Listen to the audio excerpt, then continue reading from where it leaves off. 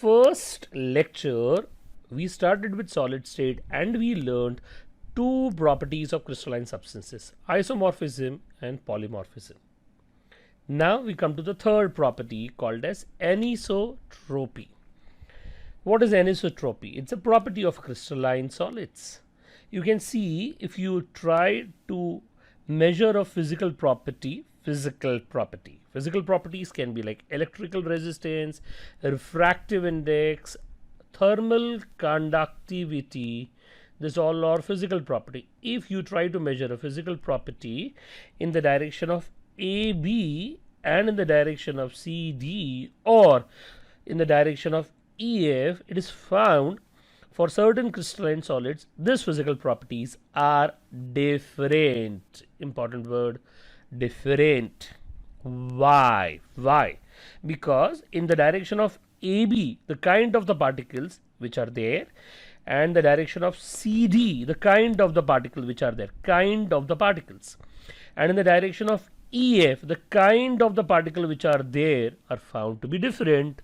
So they will show different set of physical properties. Again, what is anisotropy? Anisotropy is a property of a crystalline solid which has different values of physical properties when measured in different directions. That is, crystalline solid change their physical properties when measured in different directions. You can see from this pictorial diagram of typical ionic solid that in AB, the kind of the particle which are there, in the direction of CD, the kind of the particle which are there, and the direction of EF, the kind of the particle which are there are different. If you are unable to understand that pictorial diagram, we will go to a specific diagram of sodium chloride. If you try to measure that property in this direction, where you are able to see all are chloride ions, and if you try to measure a property in this direction, which indicates for a smaller cation, that sodium ions, you are able to see in the other two directions the properties in substances or particles involved are different. So if you try to measure that property like thermal conductivity or a refractive index, it will be found to be different. Still, if you want to see a better diagram, then you can see the next one. If you try to measure a property in this direction and this direction, right, and if you see this properties, their properties will be different, because in this direction, right, the particles which are coming are all green. If you want to know what is green here, chloride ions. If you try to measure a property in this direction, the particles which are there are green, gray, green, gray. That means they are combination of sodium ions and chloride ions. In different direction, different set of particles are there. There are different set of properties. Such a type of phenomena is called as anisotropy. Anisotropy. We go to next. The opposite word of anisotropy, that is isotropy.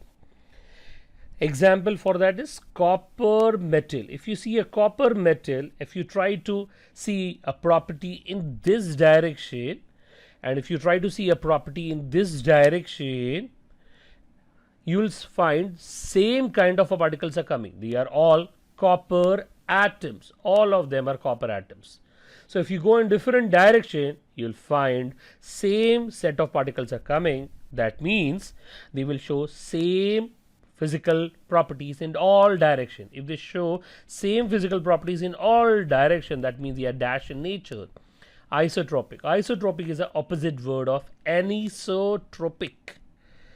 From MCQ perspective, what we can learn and we can understand,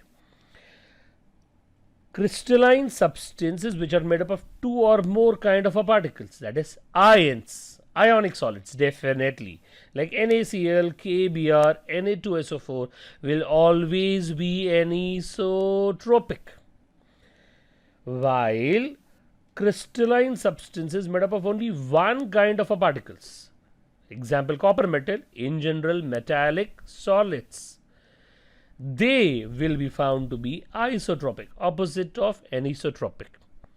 The textbook specifies cubic crystalline solids with one kind of particles will be isotropic.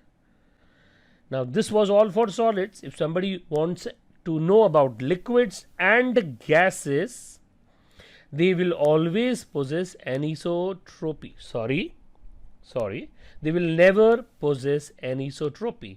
That means they will be always isotropic.